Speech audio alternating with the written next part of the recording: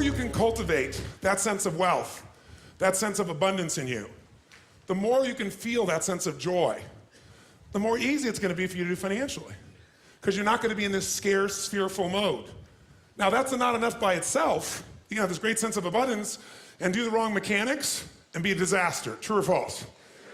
But if I had to have an area to get you started with, you want to have the emotion and psychological strength, because that's going to carry you through when the mechanics are boring or frustrating, or when things aren't working out. Your emotion, your psychology is what will carry you.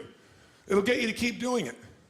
Everyone knows, if you've done any studies, Dr. Seligman is very famous for doing studies on optimism. And in those studies, you know what he found out?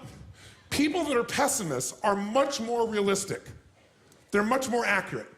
If you give them a test and you ask them to look at something and give you a size measurement of it, or to evaluate their own success or failure at a task, in every study Seligman's done, he did it in the University, I think Pennsylvania if I remember correctly originally, what he found was that optimists always see themselves as doing better than they really did. They basically BS themselves. What happens to pessimists, they're 10 times more accurate. But here's what he found out.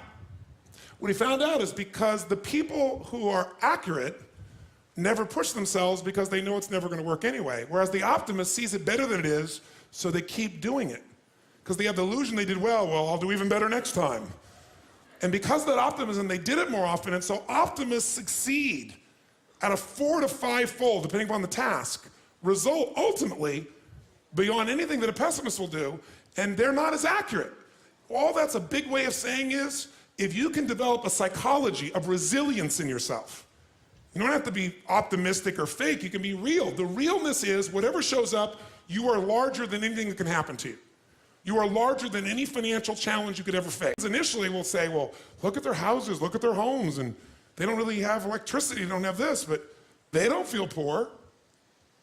It's your identity. The way you define the wealth determines whether you're wealthy or not. So are there enough things for you, knowing that 2/3 of the planet lives on $2 a day, that you could get yourself to really feel grateful, yes or no? Yes.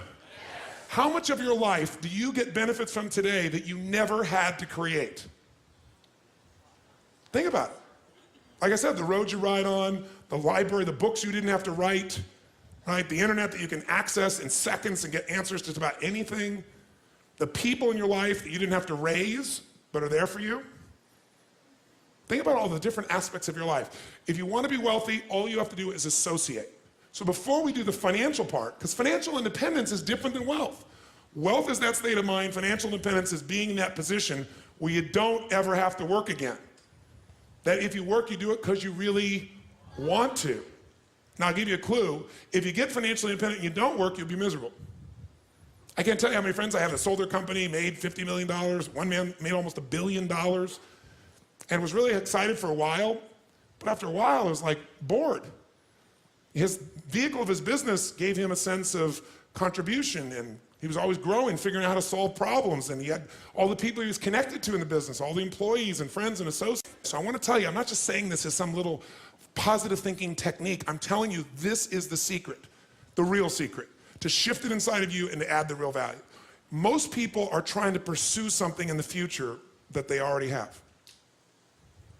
I want you to think of what it is you think you want that will make you wealthy or financially free. By defining the game in a winnable way. A certain amount of money that we meet, and that covers what we're going to call financial security, which might be your housing, your cars, your food, and basic entertainment. How many would feel rich if you didn't have to work, if your investments alone, the income from your investments, the income, covered those 4 items, your housing for the rest of your life, your food, right, your travel, and some entertainment? How many think that would feel pretty good? Say aye. And by the way, that number is way smaller than what most of you think of when you think about being financially independent, which is everything covered without working. So why not get the first one down pat? And you're gonna know exactly what that number is for you and what it's gonna take for that number where you don't have to work to meet it. Then we can look at financial independence, where you don't have to work and everything is covered. Then we go to financial freedom. You don't have to work and everything you can think of is covered. Anything you ever want to do for yourself or others, those you want to give. That's a different level, isn't it? And most people think of financial freedom, they come up with this gigantic number that if you even figured out everything you want, it's nowhere near as big as you think.